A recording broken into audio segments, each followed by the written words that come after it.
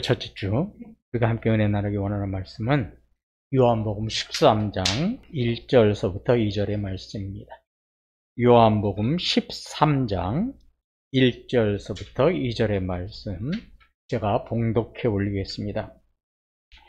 6월절 전에 예수께서 자기가 세상을 떠나 아버지께로 돌아가실 때가 이른 줄 아시고 세상에 있는 자기 사람들을 사랑하시되 끝까지 사랑하시니라. 마귀가 벌써 시몬의 아들 가룟 유다의 마음에 예수를 팔려는 생각을 넣었더라. 요한의 심령으로 우리가 은혜의 말씀 받기 원합니다. 세상에서요, 우리가 이제 듣기만 해도 좀 가슴이, 마음이 뭉클해지고 이 코가 찡하게 시려오는 단어들이 몇 개 있어요. 그 중에 하나가 아마도 어머니라는 단어일 겁니다. 어머니의 사랑은 우리가 생각만 해도 마음이 뭉클해지고 때로는 좀 마음이 먹먹해질 때가 있죠. 그런데요, 젊은 사람들은 어머니의 사랑이라는 말을 들어도 저 같은 이제 연령대 사람에 비해서 그렇게 감동이 없는 것 같아요. 또 어머니의 사랑에 대한 고마움도 잘 느끼지 못하는 것 같아요. 오히려 이렇게 어머니 사랑을 이야기하면 이렇게 이야기할 거예요.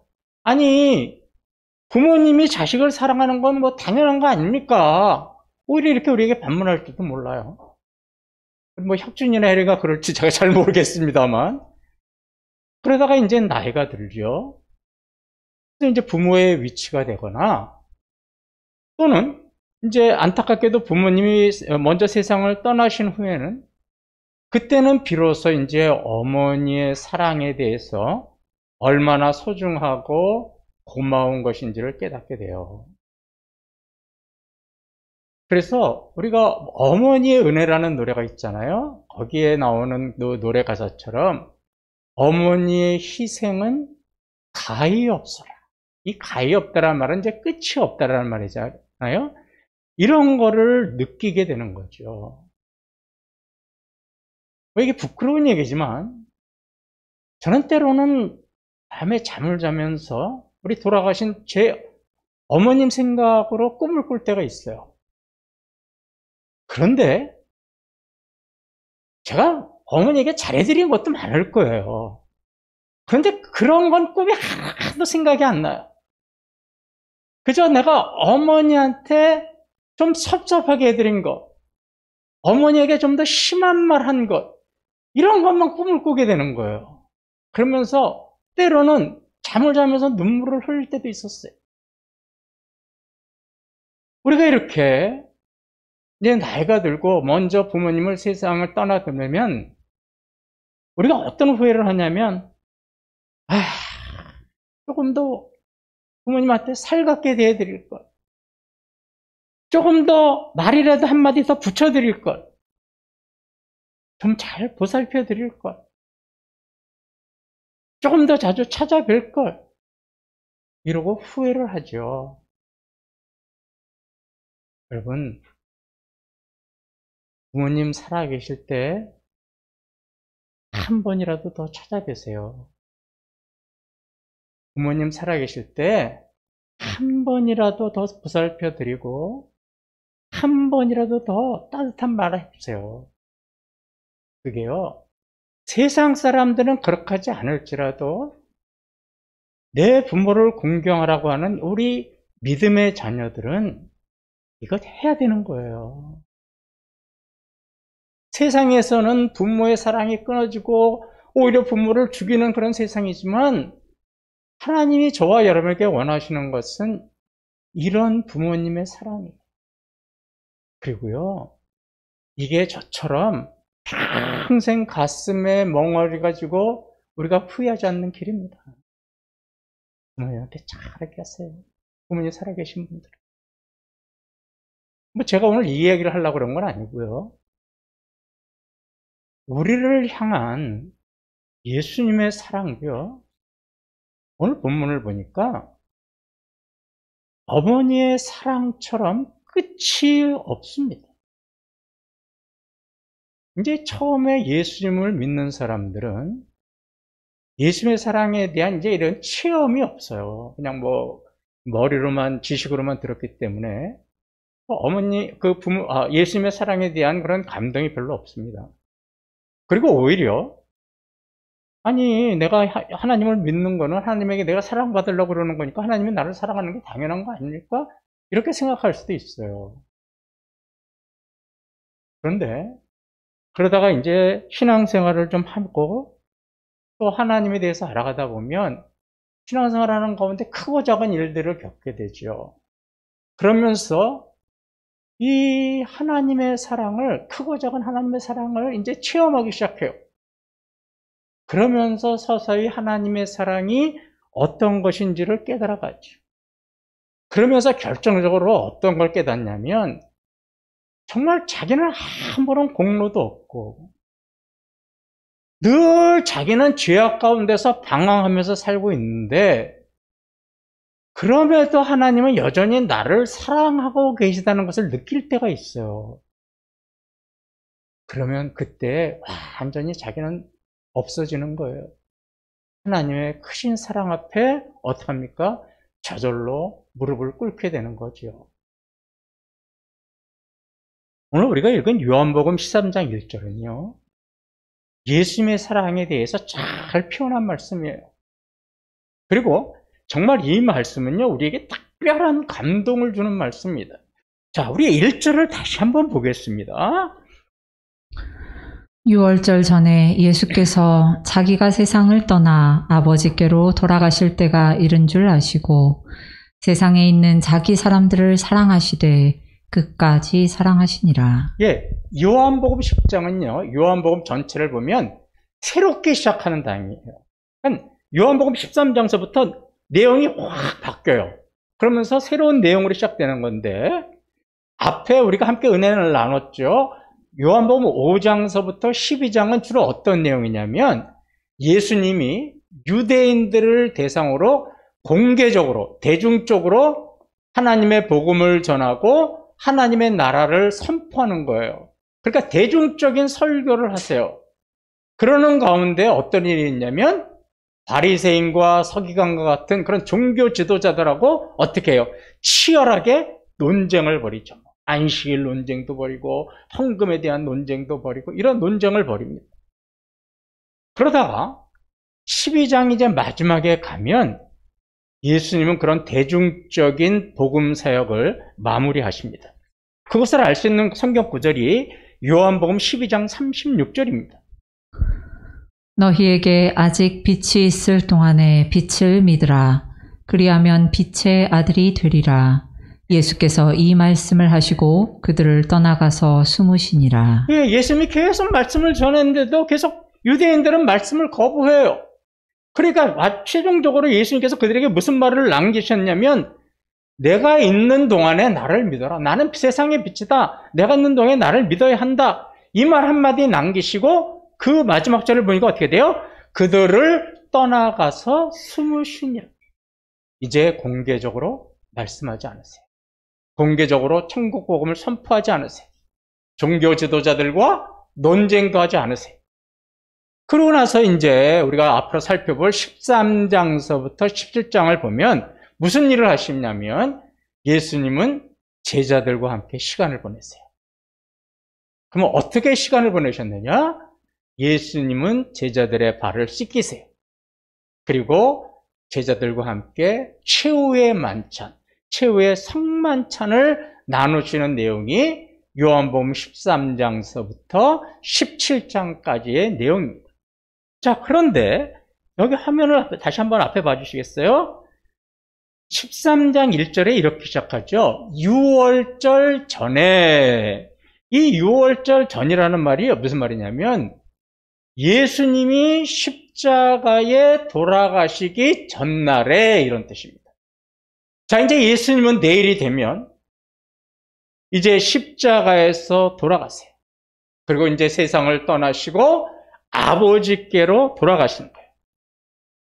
예수님은 이걸 다 알고 계셨어요. 이제 내가 내일이면 십자가에서 죽고 이 세상을 떠나서 하나님 품으로 간다.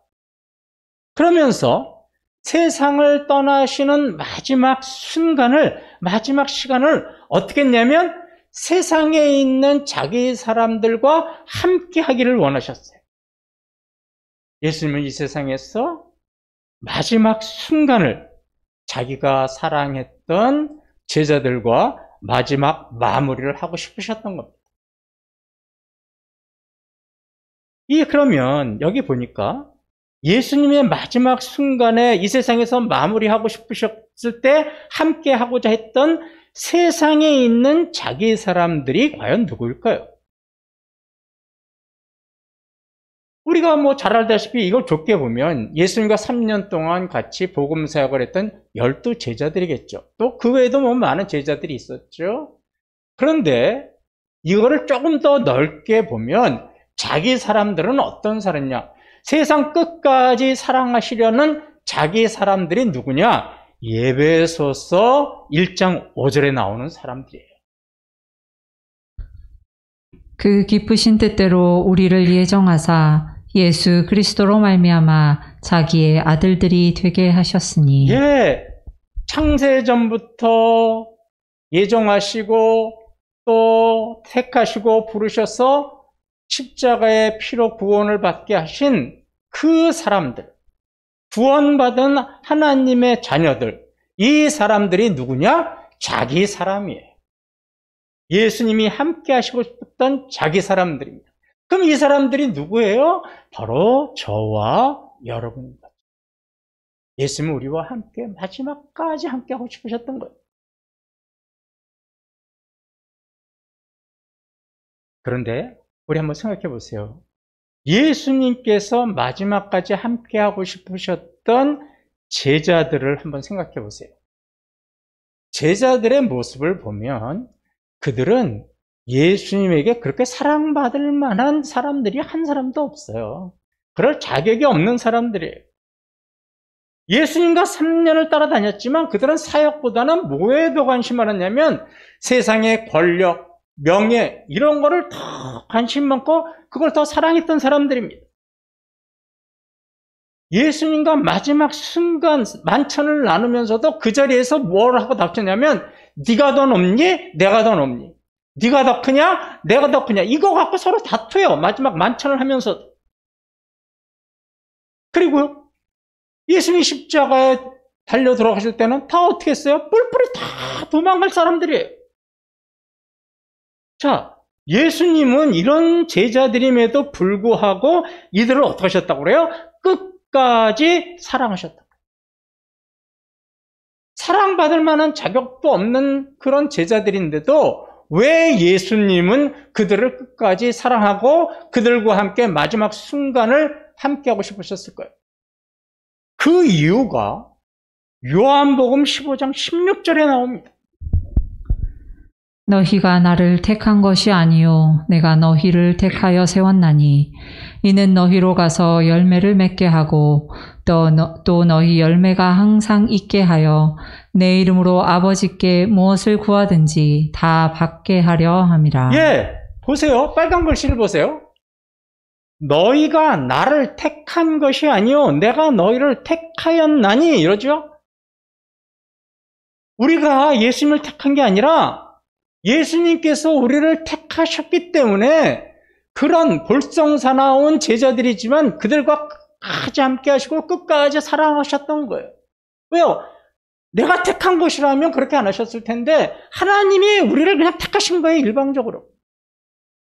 얘는 하나님께서 창세전에 예정하고 하나님께서 부르셨고 하나님께서 구원한 자기 때문에 나는 얘가 어떤 모습이든지 간에 나는 얘를 끝까지 사랑한다. 이래서 제자들을 사랑하십니다. 또 예수님께서요. 우리를 사랑하신 또 다른 이유는 요한일서 4장 10절에 나옵니다.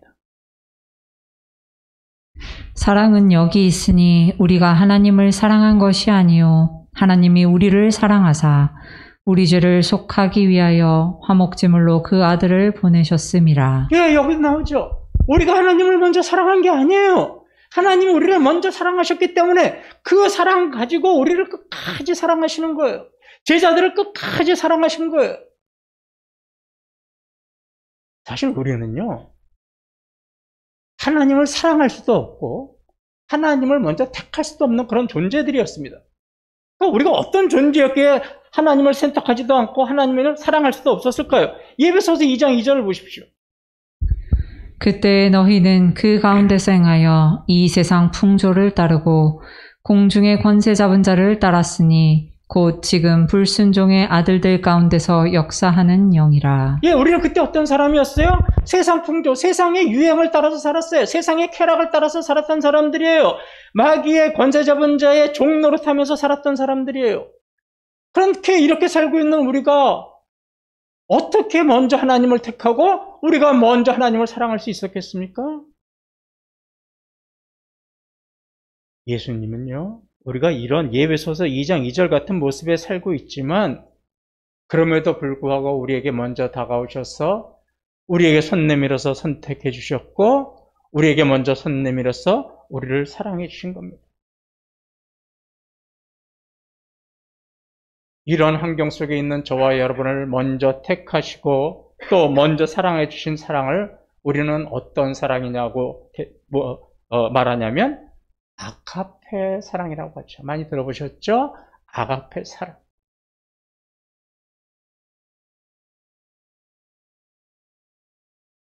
이 자격, 이 구원받을 만한 자격, 사랑받을 만한 자격이 없는 저와 여러분에게 먼저 다가오셔서 일방적이고 무조건적인 사랑을 해주셨잖아요.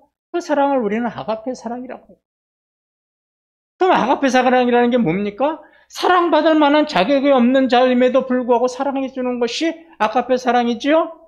아무것도 바라는 거 없이 베풀고 나누어 주는 것이 아가페 사랑입니다. 어떤 보상이나 대가를 바라지 않고 사랑하는 것, 이게 아가페 사랑이죠. 여러분, 저와 여러분을 향한 하나님의 사랑이 이런 아가페 사랑이에요. 우리는 사랑받을 자격도 없어요. 그런데도 우리를 사랑하세요. 우리에게 무서워 바라고 원해서 사랑해 주시는 거 아니에요. 그러니 우리가 얼마나 귀하고 복된 존재입니까? 오늘 우리가 읽은요, 요한복음 13장 1절 2절은 우리를 향한 하나님의 아가페적인 사랑이 어떤 사랑인지를 정말로 잘 보여줍니다. 우리 그냥 13장 1절 2절을 그냥 딱 이렇게 넘어가고 뭐에만 관심을 가져요.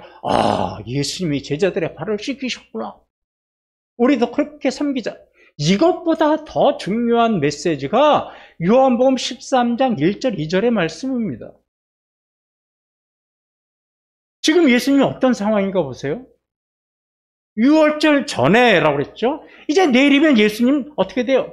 십자가에 매달려서 죽어요. 십자가에 그 모진 고통을 당하셔야 되고 십자가에서 죽으셔야 되는 거예요. 그래서 예수님은 이것이 너무나 괴로우셨어요. 그래서 뭐라고 이야기하는지 아세요? 요한복음 12장 27절에 이렇게 이야기하십니다.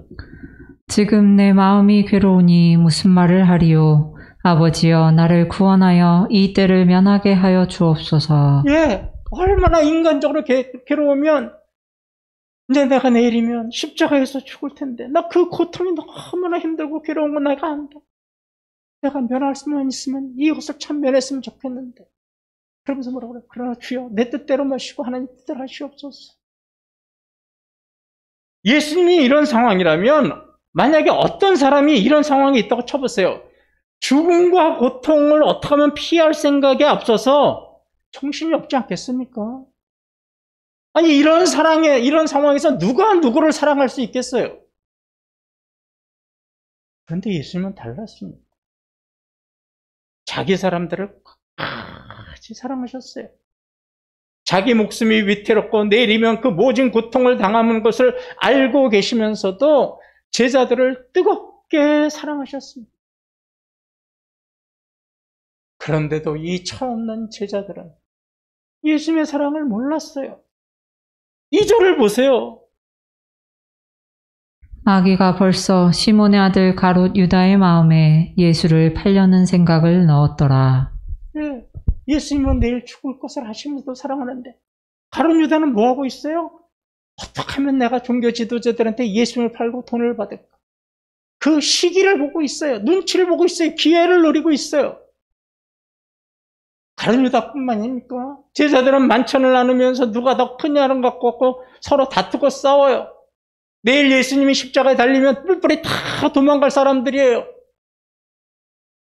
다른 사람은 다 예수님을 배반했는데 나는 예수님을 배반하지 않겠습니다 했던 베드로는 3번이나 예수님을 부인할 거예요.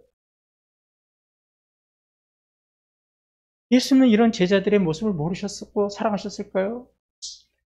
내일 어떤 일이 벌어질 것을 다 알고 계시면서도 그들을 끝까지 사랑하셨습니다. 왜 그랬을까요? 예수님의 사랑은 아가페 사랑이기 때문에 대가를 바라지 않고 보상을 바라지 않고 아낌없이 주시는 일방적인 사랑이었기 때문에 이런 제자들이 이런 모습을 보일 것을 아시면서도 사랑하신 겁니다. 예수님을 부인하고 다 도망가죠. 그럼에도 불구하고 여전히 이들을 사랑하신 예수님의 모습은 요한복음 21장에 잘 나와 있습니다. 이제 제자들은 예수님이 돌아가시자 다 뿔뿔이 흩어져서 자기의 고향인 갈릴리로 가지요. 갈릴리에 가서 다시 뭐 합니까? 옛날에 자기들이 가졌던 어부 생활로 돌아가요. 그때 부활하신 예수님이 갈릴리로 가셔서 그들을 만나시지 않습니까? 그리고 예수님을 3번이나 부인한 베드로에게 요한복음 21장 15절에서 이렇게 말씀을 하십니다. 그들이 조밥 먹은 후에 예수께서 시몬 베드로에게 이르시되 요한의 아들 시몬아 내가 이 사람들보다 나를 더 사랑하느냐 하시니 이르되 주님 그러하나이다. 내가 주님을 사랑하는 줄 주님께서 아시나이다. 이르시되 내 어린 양을 먹이라 하시고. 예, 예수님은 베드로에게 가서 대뜸 뭐라고 말씀하세요? 베드로야, 내가 나를 사랑하느냐? 이걸 3번이나 물으셨어요. 예수님을 모른다고 3번이나 부인한 베드로에게 예수님은 내가 나를 사랑하느냐? 3번을 물으시면서 그 허탈하고 좌절하고 예수님을 부인했다라고 상심에 빠져 있는 베드로의 마음을 치유하신 거예요. 그리고 다시 사랑의 자리로 돌려놓으셨습니다. 어부생활로 돌아간 베드로에게 베드로야, 내 양을 먹여라. 다시 사람을 구원하는 제자의 자리로 원위치 시켜 놓으신 겁니다. 이 모습이 자기 사람들을 끝까지 책임지시고 끝까지 사랑하신 예수님의 아가페 사랑입니다. 우린 제자들의 모습에서요, 우리의 모습을 볼 수 있습니다.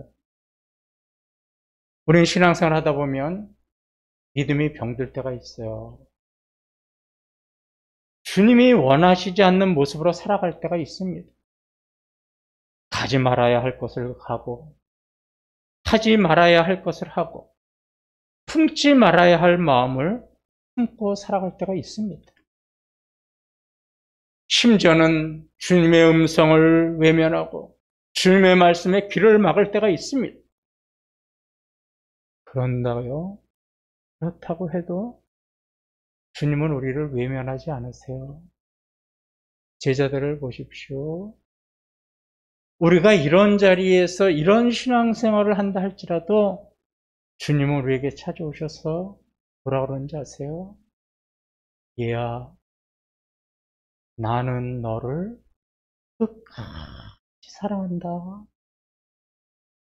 나는 너를 끝까지 사랑한단다.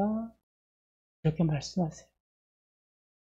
우리가 주님을 의지하고 산다고 하지만 세상에 홀로 남겨진 것처럼 힘들고 외로울 때가 있어요. 때로는 기쁨보다는 한숨이 먼저 나오고 모든 것이 고통스러울 때가 있습니다. 정말로 하나님이 나를 사랑하시는지 원망스러울 때가 있어요. 그럴 때도 주님은 우리에게 다가오셔서 얘야, 내가 너를 끝까지 사랑한단다. 이렇게 말씀하세요. 그래서 이런 사랑을 체험한 사도 바울은 로마서 8장 35절에서 뭐라고 고백하냐면 이렇게 고백을 합니다. 누가 우리를 그리스도의 사랑에서 끊으리요? 환난이나 곤고나 박해나 기근이나 적신이나 위험이나 칼이랴. 예. 사도 바울은 그 어려운 고난 속에서도 예수님이 여전히 자신을 사랑한다는 것을 깨닫고 뭐라 그래요? 세상 끝날까지 영원토록 나를 사랑하는 예수님으로부터, 그 사랑으로부터 나를 끊어버릴 것은 세상에 아무것도 없습니다. 그리고 고백하고 있는 거예요. 말씀을 마치죠. 복음 찬양 중에 여러 있지만 예수님의 사랑을 노래한 찬양 중에 정말 우리의 마음을 울려주는 찬양이 하나 있습니다. 참 가사가 은혜스러운 찬양이 여러 개 중에 하나가 주만 바라볼지라 라는 우리가 잘 아는 찬양입니다. 제가 그 가사를 한번 은혜스러워서 한번 여기 써봤어요. 제가 읽어드릴게요. 하나님의 사랑을 사모하는 자, 하나님의 평안을 바라보는 자, 너의 모든 것을 창조하신 우리 주님이 너를 얼마나 사랑하시는지, 하나님께 찬양과 경배하는 자, 하나님의 사랑하심을 닮아가는 자, 너의 모든 것을 창조하신 우리 주님이 너를 자녀 삼으셨네. 하나님 사랑의 눈으로 너를 어느 때나 바라보시고 하나님 인자한 귀로서 언제나 너에게 기울이시니 어둠의 밝은 빛을 비춰주시고 너의 작은 신음에도 응답하시니 너는 어느 곳에 있든지 주를 향하고 주만 바라볼지라. 지금 세상에 홀로 남은 것처럼 쓸쓸하세요? 여러분을 끝까지 사랑하시는 주님이 여러분 곁에 계세요. 나이가 들고 병이 들어서 육신이 병들고 사는 것 하루하루가 지긋지긋하고 고통스러우세요? 치료의 주님이 여러분을 끝까지 사랑하세요. 가정과 자녀의 문제로 고통스러워 하시는 분 계세요? 여러분의 가정을 사랑하시는 주님이 여러분 곁에 계세요. 경제와 직장과 사업체 문제로 힘들고 어려워하시는 분 계세요?